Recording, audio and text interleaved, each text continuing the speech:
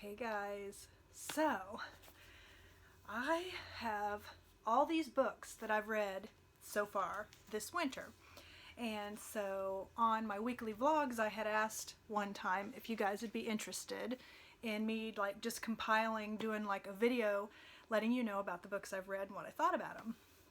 And I got a few responses that were like, oh, do it, so here I am.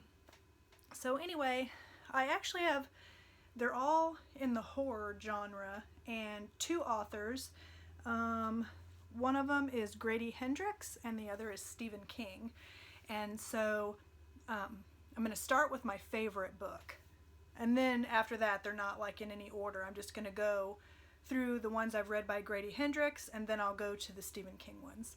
So first up is my best friend's Exorcism. This one is by, like I said, Grady Hendrix.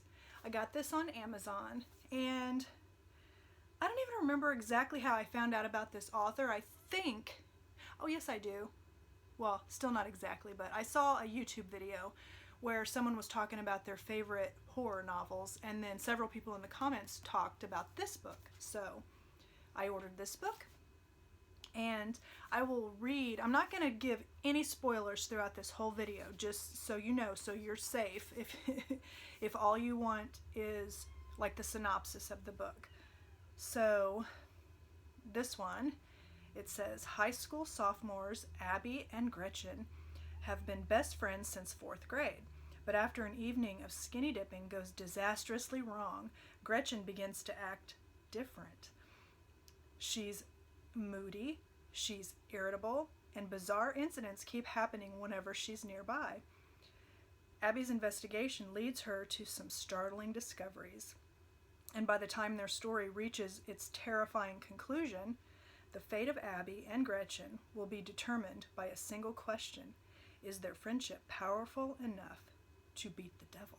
So, and then it says, like an unholy hybrid of Beaches and The Exorcist, my best friend's Exorcism blends teen angst, adolescent drama, unspeakable horrors, and a mix of 80s pop songs and pulse-pounding supernatural thriller. Let me let you know while I'm pausing sometimes.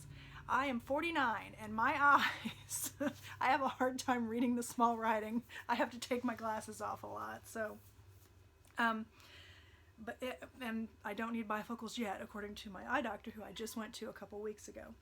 So anyway, this is my favorite book out of the bunch that I read. I did not find this scary. There were some elements that were a little scary to me, but overall, it wasn't scary, but I enjoyed it immensely. Part of the reason is the setting. Since it took place in the 80s, there were so many 80s references that took me back to high school and middle school, and I just really enjoyed it. And this book also, I just like the whole setup. So anyway, I read this. This made me more curious about Grady Hendrix, and so I got back on Amazon and I was like, well, what other books has he written? And so I came across, and also, one more note. Notice how this book looks like an old VHS tape? Just the whole setup of it and everything is just really cool to me. I like how it's different. Which brings me to the next book I got. This one is called Horror Store. And look how this looks. Makes you think of IKEA, right? So that's the cover. This is the back. I also got this from Amazon. And the book itself looks a lot like a catalog, which is really neat. So between the chapters, like when you get to the next chapter, it might show like a piece of furniture or whatever, and these pieces of furniture are referenced throughout the book. And so just the whole setup of this one was really neat. And so the inside flap for this one says, something strange is happening at the Orsk Furniture Superstore in Cleveland, Ohio. Every morning, employees arrive to find broken, I can't pronounce this word, it's conjuring bookshelves, shattered Glon's water goblets, and smashed, some kind of brand, wardrobes.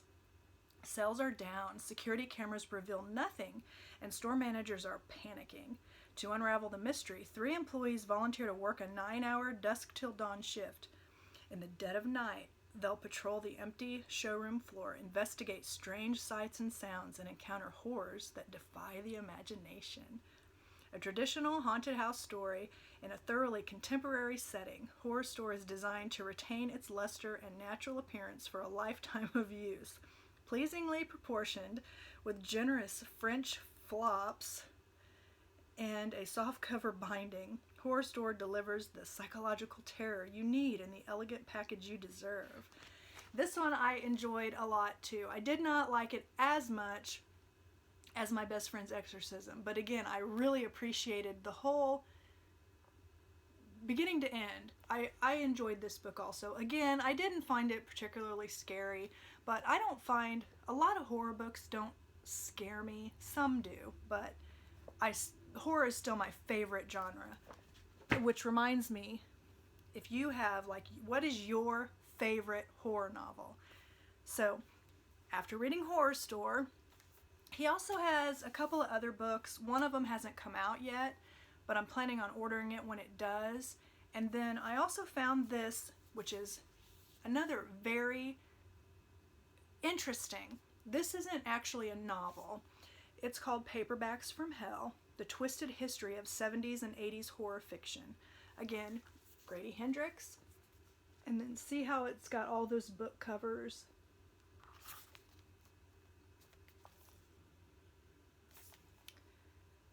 And so, this book is one that I'm going to keep. I mean, just, it's so interesting. The whole book just goes through a bunch of different horror novels from those genres. Or not those genres, but those, actually some genre, I guess. But I'll just give you an example. Like chapter 3 goes over books for when animals attack. And then it has like the covers for the books and then like a synopsis of the book and everything. Tells you kind of the history. It starts off with like the history of horror and everything. It's very, very interesting. And it brought back a lot of memories of books that I read all the way from when I was a teenager and younger than a teenager even. I have loved horror novels or horror books forever. So what this one says is, written in dead letters and covered in blood. Demonic possession, haunted condominiums, murderous babies, man-eating moths. No plot was too ludicrous to cover or too appalling. Here I go with the eyes. No plot was too ludicrous, no cover art too appalling, no evil too despicable for the paperbacks from hell. I wish they'd bring back those crazy covers. Where did they come from? Where did they go? Horror author Grady Hendrix risks his soul and sanity, not to mention yours, to relate the true untold story of the paperbacks from hell. Shocking story summaries, incredible cover art, and true tales of writers, artists, and publishers who violated every literary law but one. Never be boring.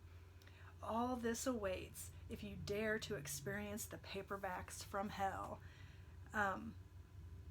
I really, really liked this. That was the back of the book. The inside cover says, if books could kill. The 1970s and 80s were a glorious time for paperback horror novels. If you enjoy tales of satanic sex cults, homicidal ghost clowns, man-eating slugs, and Nazi leprechauns, don't be afraid. Just hold the hand of horror author Grady Hendrix as he guides you through this forgotten horror fiction boom. With hilarious story recipes, poignant creator biographies, and hundreds of the most awesomely insane book covers ever published. That was one of my favorite parts, was just the book covers. And it's like full color all throughout. This is like a collector's book in my opinion. Not all of these books are still available. Some of them, like if you look them up, you can still find them and everything, but a lot of them you can't. And I thoroughly enjoyed this one just because of all the memories and everything. So, now, on to Stephen King. I lucked out. I went to the thrift store. I went to, and they had half price book day. I didn't even know they had that there. I went in looking for something that wasn't a book, and I came out with a whole bunch of Stephen King books. And so this past winter, so far, I have read 3 of them. First off, I've got Stephen King, The Dark Half. And this one, all of these are like some older works, which I enjoy because some of the more recent, for me, are like a little kind of too long and wordy, but I have developed a new appreciation for Stephen King that I didn't realize I had. So, The Dark Half, and you might also, some of his works have also been made into movies, and so reading this book made me also go watch the movie. This one's The Dark Half. It says, when Thad Beaumont wakes to the nightmare of George Stark, he hears birds, thousands of them, all cheeping and twittering to the same time. I know how to read time. It's my eyes again. And with the sound comes, you know what? Here we go. When Thad Beaumont wakes to the nightmare of George Stark, he hears birds, thousands of them, all cheeping and twittering at the same time. And with the sound comes a presentiment full of memory and foreboding. The sparrows are flying again. Thad Beaumont is a writer, and for a dozen years he secretly published novels under the name of George Stark, because he was no longer able to write under his own name. He even invented a slightly sinister author biography to satisfy the many fans of Stark's violent bestsellers. But Thad is a healthier and happier man now, the father of infant twins, and starting to write as himself again. He no longer needs George Stark, and in fact has a good reason to lay Stark to rest. So, with nationwide publicity, a bit of guilt, and a good deal of relief, the pseudonym is retired. In the small town of Castle Rock, Maine, where Thad and Liz keep a summer home, Sheriff Alan Pangborn ponders the brutal roadside murder of a man named Homer Gamache. When Homer's pickup truck is found, the bloody fingerprints of the perpetrator are all over it. They match Thad Beaumont's exactly. Armed with hard evidence, Pangborn pays the Beaumonts a visit, and subtly, he too is thrust into a dream so bizarre that neither criminal science nor his own sharp mind can make sense of it. At the center of the nightmare is the devastating figure of George Stark, Thad Beaumont's dark half. Impossibly alive and relentlessly on the loose, a killing machine that destroys everyone on the path that leads to the man who created him. As Stark approaches, as Thad and Liz contend with the escalating horror and implacable threat of his existence, and Thad reaches deep inside his own mind to mount a defense, forces gather in the air. Above Castle Lake, outriders of the dead to the land of the living, to whom do they belong? Here is The Dark Half, a tale of terror so real and fascinating that Stephen King's growing legion of fans will find themselves squirming in the master's heart-stopping, blood-curdling grip and loving every minute of it. So what is the copyright on this book? I mean, he'd written quite a few books by the time this one came out. 1989 is the copyright on this. That's the year after I graduated high school. One thing I really like about reading books that came out a while ago is there's no cell phones, and, you know, it's easier to suspend belief, I guess. But I enjoyed this book. I liked this book very much. Now, I went out seeking the movie because I knew that a movie had been made about this, and I found it, I believe, on Crackle. I didn't like the movie. I didn't think it was near as good as the book. They changed some things from the book that I didn't really appreciate, so I would definitely recommend the book. Personally would not recommend the movie, but that's just me. Then I read, this book is not a horror book at all, but it's, again, Stephen King, The Girl Who Loved Tom Gordon. I really enjoyed this book. Like I said, it's not a horror novel. To me, it wasn't. It's just, I just really enjoyed it. I don't want to read the inside cover of this because I feel like this book is better to just kind of go in, not blind, but a little bit. So I'll read the back, because the back And then if you want to see the inside cover, I think you can go to like Amazon or somewhere and it'll tell you. This one I think is just kind of better to go like I did. I kind of just went in blind. Let me see. Is it okay for the back? Okay. Yeah, this one.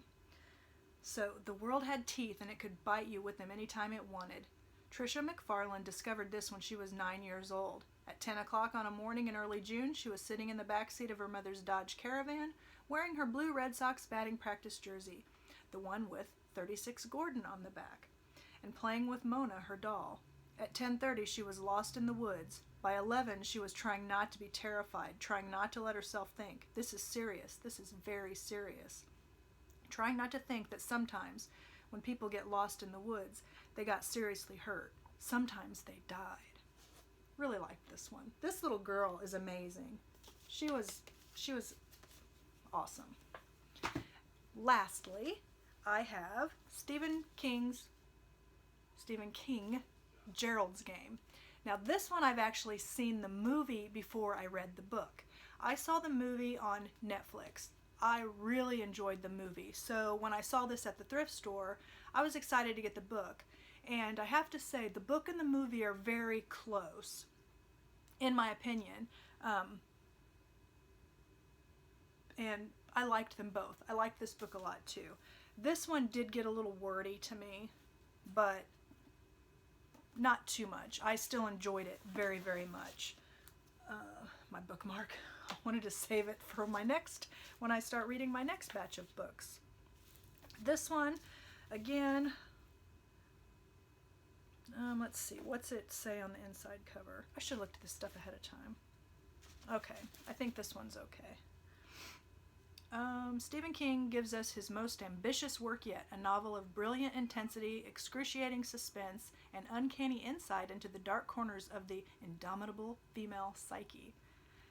On a warm weekday in October, Jessie and Gerald Burlingame are alone in the bedroom of their Maine summer house, playing a game that isn't listed in Hoyle's. But suddenly, as Jessie hears the click of the second handcuff, locking her to the bedpost, and sees her husband looming over her, a nerve snap of recognition tells her that this time, Gerald is playing for keeps. Her next move is furious, violent, and she is shocked to discover deadly.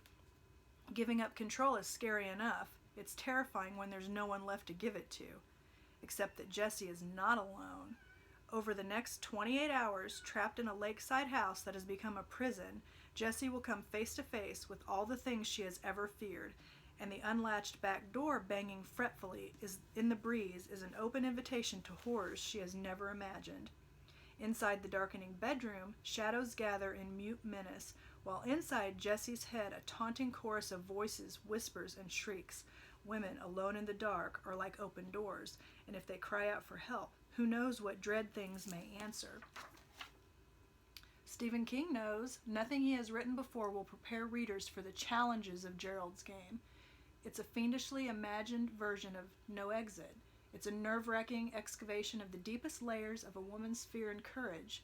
It's our foremost literary terrorist exploring what happens when the ordinary routine of one woman's life is suddenly eclipsed by the irrational. Jessie Burlingame's nerves are about to be strenuously tested. So, reader, are yours. Again, I didn't find it scary like in a horror sense.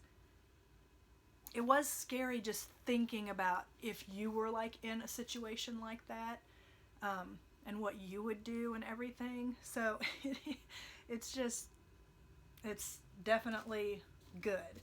So all the books that I recently read over the winter, the horror novels, I liked every single one of them. Some more than others, and I have some more Stephen King that I had gotten from the thrift store, and I'm going to go back and see if I can find any other horror books. I don't always find those at the thrift store.